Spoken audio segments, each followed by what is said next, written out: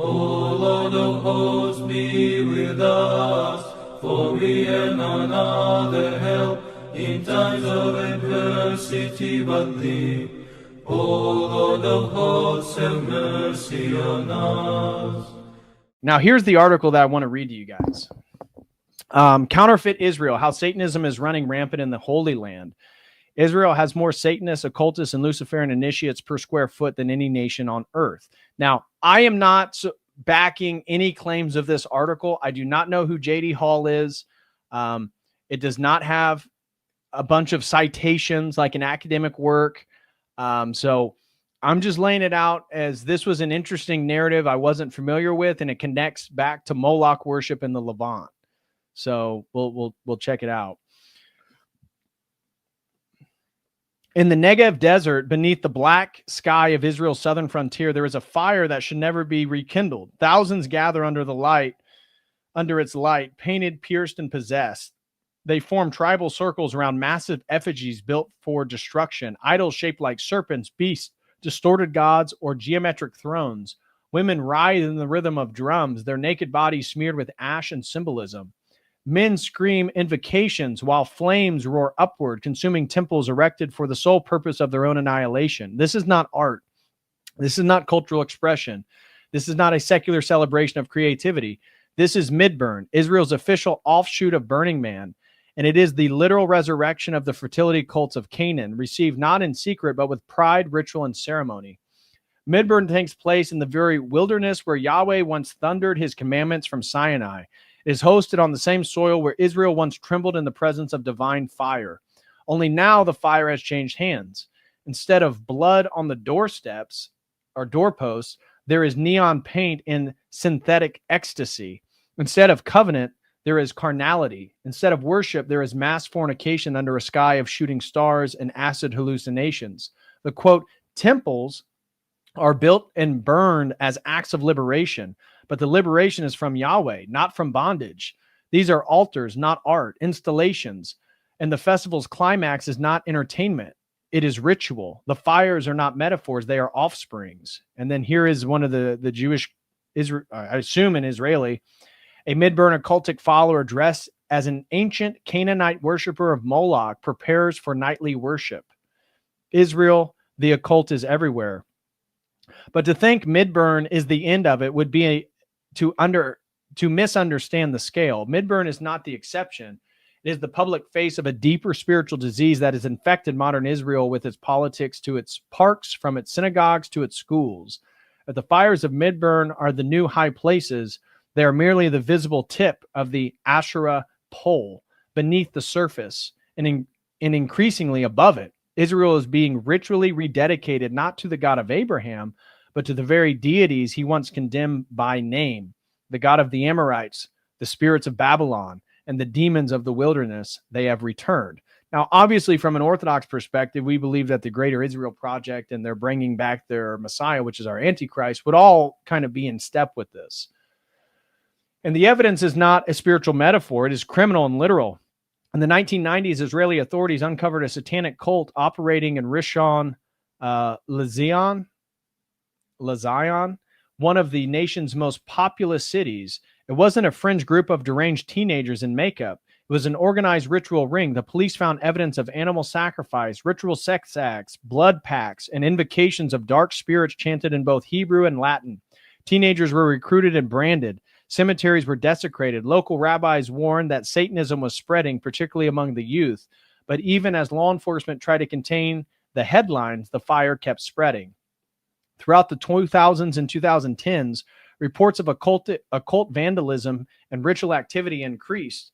Forests near Haifa, Safed, and Judean hills became hotspots for satanic activity. Hikers stumbled across altars made of bones, inverted Hebrew scripture spray painted on rocks, and animal corpses mutilated in patterns known to be linked with ceremonial magic. In one particularly disturbing case, a goat was found disemboweled near kibbutz, its organs arranged into a pentagram. These aren't internet rumors. These are police reports, some of which made national papers, including Haaretz. whose own journalists admitted that there were at least 24 occult groups operating in Israel with both ties to Western Satanism and Jewish mysticism. The symbols they use are not foreign imports. They're everywhere in Israeli culture, sold in gift shops, painted on murals, and worn around the necks of tourists who think they've bought something biblical. The Hamsa, for instance, and you can see it here, the hand with the all-seeing eye. The Hamsa, for instance, appears in nearly every Israeli home, often hung by the door as a supposed ward against the evil eye. To most Christians, it looks like an exotic Israeli hand, something ancient and perhaps blessed. In truth, it is an amulet of a goddess. The Hamsa originates from Phoenician and Carthaginian religion, where it is symbolized the hand of Tanit, a fertility deity associated with human sacrifice. Again, Tanit is the consort to Baal Haman, Baal, the god that the Phoenicians would sacrifice the children to in Carthage. Tanit being the goddess that I showed you also received child sacrifice. The eye in its center is not God's protection. It is a symbol of magical surveillance of a cosmos ruled by forces that must be appeased, not obeyed. In modern usage, the Hamsa has also been absorbed into Kabbalah and used as a charm, not a confession of faith. It is a superstitious talisman, not a theological symbol. It is the hand of a witch, not the hand of Miriam. And I want to point out, because he doesn't make a great... The Hamsa is found in East Asia as well. So if you go to India, you'll find the Hamsa hand. Buddhism has it. It's not unique to the Phoenicians or just the Levant and some of these ancient cults. And honestly, one of the things that was kind of sad about Greece is that you find it in Greece a lot too. You'll find people that wear this, and certainly it's not Christian. I mean, we have the Eye of Providence. Father Turbo, uses the Eye of Providence in his iconography, but again, word concept fallacy. The same symbol can mean something different in a different context. The Hamsa is overtly a cultic amulet of Phoenician origin dating back to ancient satanic practices. It hangs in almost every Israeli home and is sold nearly everywhere in Israeli shops. Then there is also called the Star of David, which adorns Israeli national flags, synagogues, IDF uniforms, and even the national menorah. But what Christian calls the Star of David is not Davidic at all. It has no presence in the biblical record, not in Kings, not in Chronicles, not in Psalms. It emerges centuries later in Kabbalistic writings and Islamic sorcery as the Seal of Solomon, a hexagram used to command spirits, bind jinn, and perform magical operations.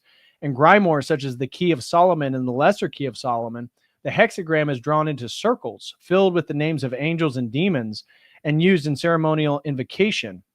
When the prophet Amos was rebuked Israel for uplifting the star of their god Remphan, it was not a metaphor. The star, the six-pointed, geometric and idolized, was an abomination. Today, the same star waves over the state of Israel, carried by tanks, stitched into uniforms, and engraved into national monuments. And if you think this symbolism is ancient history or misapplied coincidence, look at the art being produced by modern Israeli musicians and cultural icons. Narkis, a celebrated Israeli singer, performs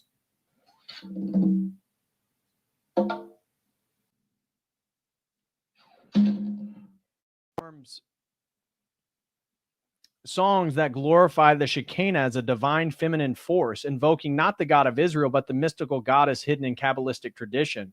Her concerts are spiritual events featuring trance music, incense, meditative chanting, and what she calls the awakening of the sacred feminine. These aren't concerts. They are goddess rituals in Hebrew performed to crowds of thousands.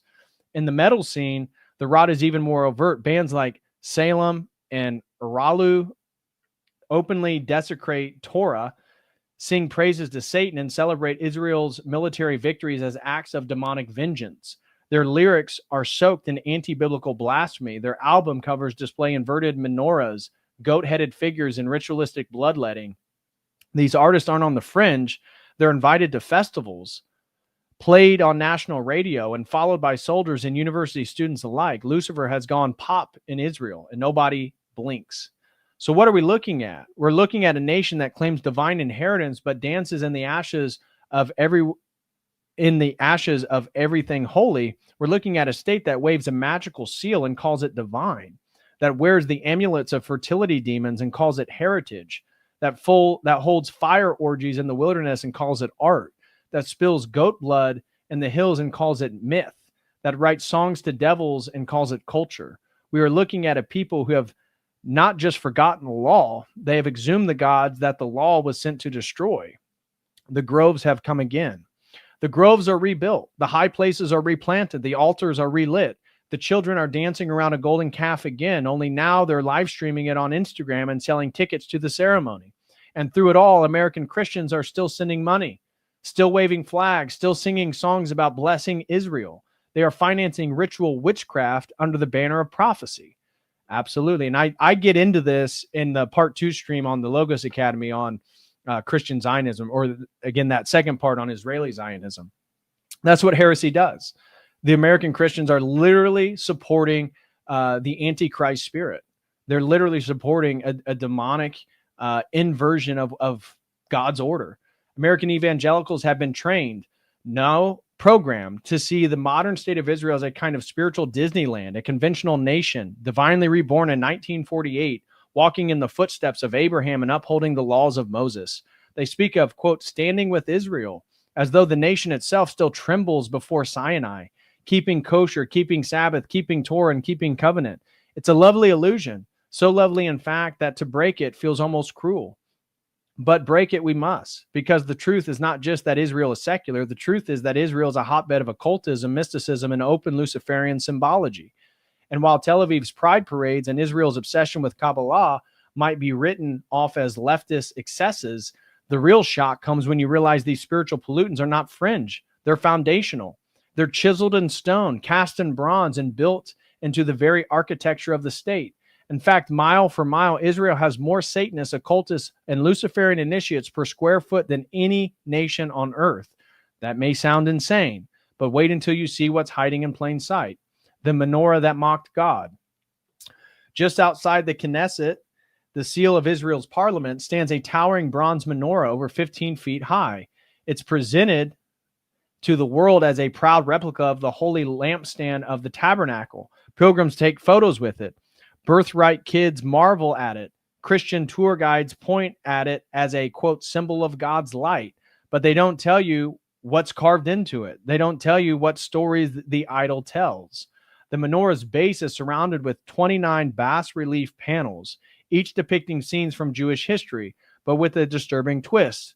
While you might expect depictions of Moses receiving the law or Elijah calling down fire from heaven, what you actually get is a bizarre grab bag of Talmudic sages, Babylonian exile nostalgia, mystical esoterica, and political Zionist imagery. The Supreme Court, Israel's Luciferian sanctuary. If you walk a few blocks from the Knesset, you'll find another architectural wonder, the Israeli Supreme Court, building constructed with the donations from the Rothschild Foundation. If the menorah outside Parliament is a symbol of spiritual confusion, the Supreme Court is a full-blown Luciferian temple designed according to Masonic principles, pagan geometry, and occult spiritual philosophy. I'm not sure what pagan geometry is unless he's talking about symbols, because surely, sacred space can be considered Christian, sacred ratios, pi, phi, Fibonacci. I don't know if he means that as sacred or as pagan geometry. I'm not sure. Let's begin at the top. On the roof of a secluded garden sits a pyramid with an all-seeing eye, the same icon found on the US dollar bill, the Great Seal, and inside nearly every Masonic lodge on earth. What is the symbol doing atop the highest court of a supposed Jewish state? Again, you can see it right here.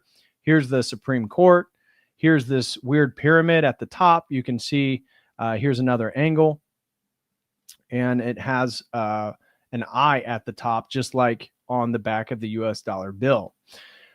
The building itself is a temple of, quote, ascent. The internal staircases are ziggurat-like, spiraling upward as a symbol of man's self-deification. The layout is said to represent, quote, the journey from darkness to enlightenment, a clear Gnostic inversion of the biblical journey from sin to obedience. In Luciferian doctrine, man doesn't humble himself before God. He climbs up to replace him. There are obelisks, solar motifs, and sacred geometry everywhere. Rooms are aligned with astrological patterns. The building shape obeys the golden ratio, a formula prized by occultists who believe that divine power is accessed through math and geometry, not through covenant. This isn't an accident. This is a temple to man's sovereignty built by the elites of a nation that claims divine favor while rejecting divine authority. Justice in this building is decided by those who sit at the seat of Moses, but will not do as Moses said. Step outside the Supreme Court and you'll find that the entire nation has become a canvas of occult architecture, each site designed with the same unclean grammar of sacred geometry. Public squares are filled with spiral labyrinths, also coiled to draw energy inward, used in esoteric circles for meditation, grounding, and demonic communion. In Haifa and Tel Aviv, municipal buildings are decorated with giant circular portal stone rings that serve no structural purpose, but mirror the rings used in pagan standing stones, calling on thresholds between realms, serpents, stars, and solar gods. Perhaps you think all this symbolism is confined to elite spaces. It's not. Paganism is everywhere in Israel, on the ground, in the parks, and in the synagogues. Take, for example, the Beth Alpha Synagogue, restored and celebrated by the Israeli government as a national treasure. Inside on the floor of the sanctuary is a massive zodiac mosaic. In the center is Helios, the Greek sun god, riding a 4-horse chariot. Around him are the 12 signs of the zodiac. What is a Greek god doing in a synagogue? And why does the state preserve and promote this as sacred Jewish heritage? In public parks across Tel Aviv and Haifa and Jerusalem, you'll find serpent statues, totem poles, and fertility goddess idols. Statues of women with exaggerated breasts and open wombs dot cultural centers and university gardens. Abstract art pieces depict phallic towers, spirals, eyes, and geometric portals, all symbols with deep roots in Hermetic magic, Kabbalah, and ancient Canaanite fertility cults. Even children's parks are not exempt. Some are lined with installations of mythic creatures and sacred shapes that resemble nothing so much as Asherah poles and Baal altars sanitized for modern consumption. This is not accidental urban planning. It's a deliberate reshrining of the old gods now dressed in culture and art. The high places are back, and this time they're taxpayer funded. Parks and gardens across Israel are populated with phallic monuments, poles, and obelisks, symbols of sun worship, fertility, and Nimrodic power. They are presented as modern sculpture, but their form and function are ancient. Some are paired with cater-like bowls at their base, meant to receive offerings or flames. Visitors toss coins in them, unaware that they are reenacting offerings at the foot of Baal. Many of these sites are geographically aligned to match sunrise or sunset points on the solstices. Classic occult calendarical markers used not for agriculture, but for timing ritual sacrifice. Most synagogues are being built to reflect this spiritual shift. In secular cities, new temples are being constructed with cube-shaped sanctuaries, sunroof zodiacs, and labyrinthine floor tiles. Some include a spiral staircase that descend rather than ascend, marked with Hebrew letters designed to function as sigils, not prayers. These are no longer houses of worship. They are ritual chambers for a new religion, one that uses Jewish aesthetics to house a Kabbalistic inversion of biblical faith. All of this, every cube, every triangle, every golden ratio hall, is paid for by the same hand that funded the state's founding, the Rothschilds, the technocrats, the globalist elite, who imported not only capital, but religion, not Judaism, not even Talmudism, but an esoteric Luciferian ideology that speaks Hebrew only as a costume, its real allegiance resting with the ancient gods of Egypt, Babylon, and Rome. So I thought this was a pretty good article, pretty interesting. I had not heard this. I'm going to share this link with you guys now. But as I said, supposing, let's just take the case that this article is in fact accurate, I don't think it should be surprising for any Orthodox Christian because, again, it's the Antichrist spirit. I mean, what they're doing in Greater Israel, what they're doing with the genocide in Palestine, the lies that enable to found the country, that are, again, still dominate the narrative around Israel. I think it all sort of makes sense. And in fact, I think it makes more sense than people trying to understand how do people, that believe in the Torah, why are they doing the thing that they're doing? Well, this is inspired by a sort of occultic and magical impetus.